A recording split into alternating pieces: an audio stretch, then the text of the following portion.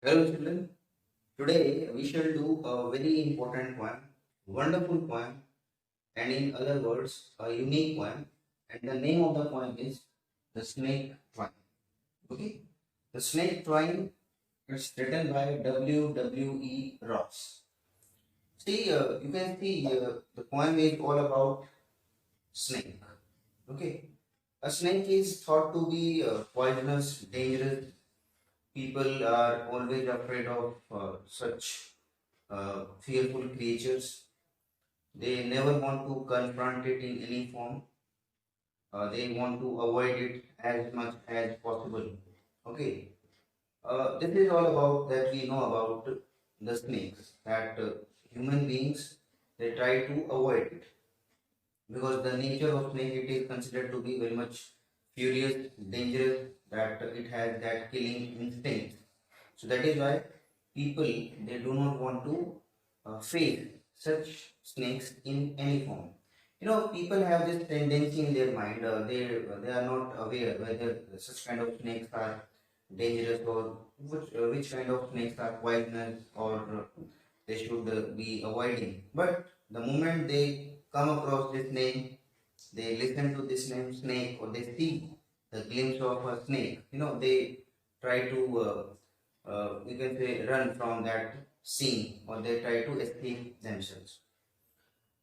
This is all about that human beings are, you know, they have such common knowledge about it.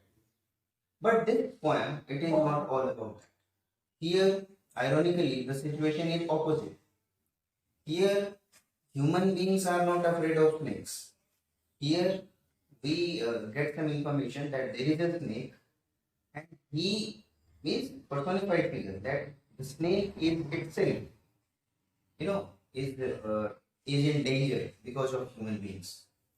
Okay, the snake is trying very hard to make its survival possible. Okay, so it's quite opposite that we listen such thing that the snake is trying to save itself from human beings. Okay, for the safety. So how wonderfully the poet has told, we shall read in this one. I'll explain one by one. So here I start. The snake trying. See, as it is, the line has been taken. The snake trying to escape the pursuing snake. Pursuing means somebody is following the snake with the help of stick. Okay, so certainly when people have a stick in their hands, so it means they do not have right intentions. They want to go for kill. It means they want to kill this snake. So what the snake is trying, the snake is very much sensitive. He is he feels that his life is in danger. So what he does, the snake here in this one, it is trying to escape. He's trying to escape from the situation where the people are following him with stick. Okay, they are trying to kill it with sudden curvings of thin long body. See, something this about the snake the poet is trying to tell. He says that the snake it has got thin body, it has got a long body. So when it is moving to escape uh, the situation or when he's trying to save itself from those people who are coming to kill him. So when he is moving, so he is moving very fastly, he is moving rapidly. So and when the snake moves, such kind of curves are there. Okay, so when it is moving, so such curves are there, and these are quite beautiful because it has got a long body, it has got a thin body. So such curvings are there, and the poet focuses on such curves. The poet focuses on such curves that these are very beautiful. See, the snake is in dangerous situation, but the poet he is describing the beauty of the snake. That is also quite unique about this one. How beautiful and graceful are his shapes. See, when the snake is moving in this way, the poet he is happy, he is delighted. So he forgot that he forget that danger. He forgets that dangerous situation in which the snake is there at that time.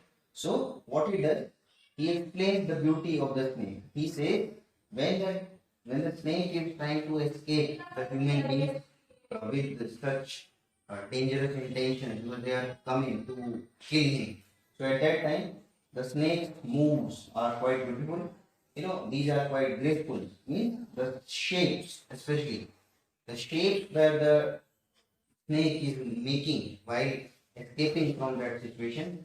So those shapes are wonderful. These are highly beautiful.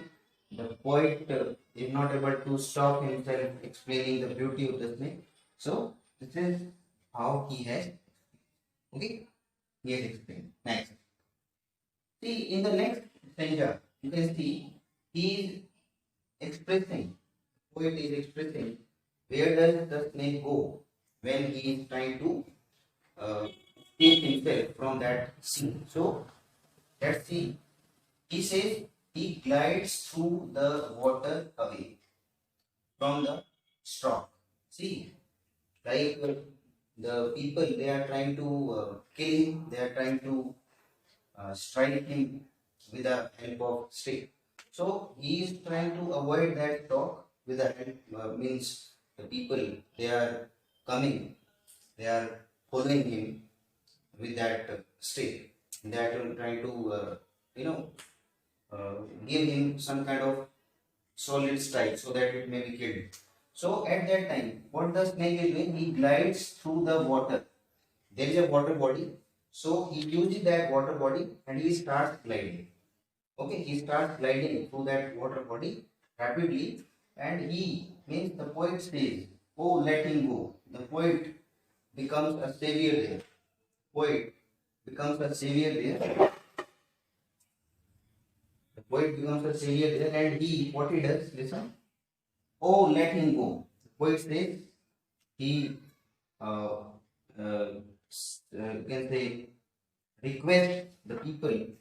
Oh, let him go. Let that snake go from this place, from that place with safety.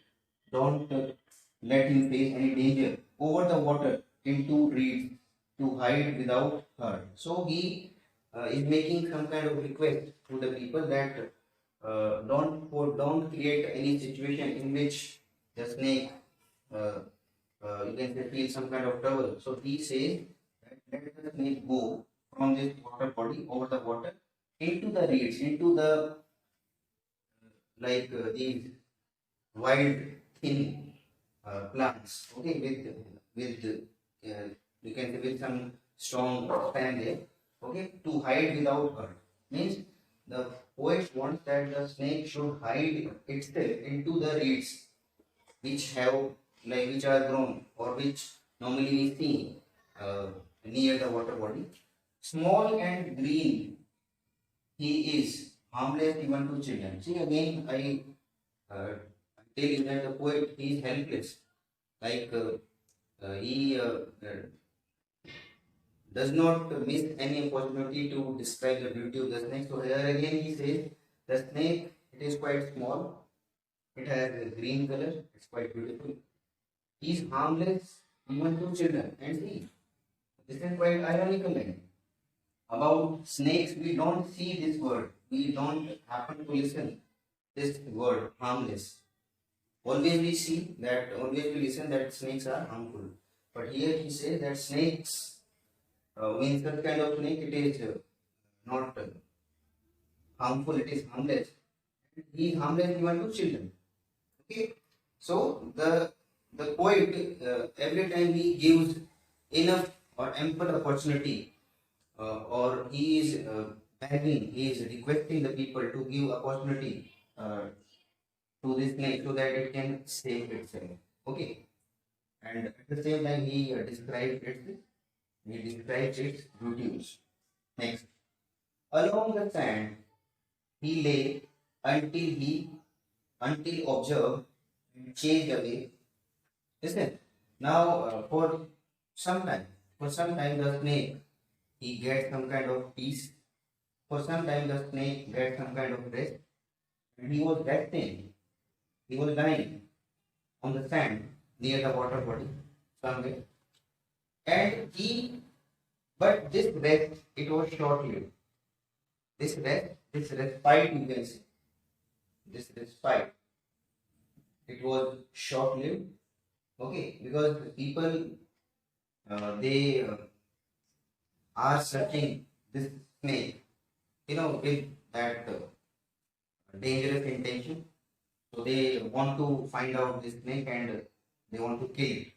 So he was lying there on the sand and he enjoyed that rest. Means the snake enjoyed that rest only for some time, because after some time, uh, his place, means he was observed, like people, they found him out.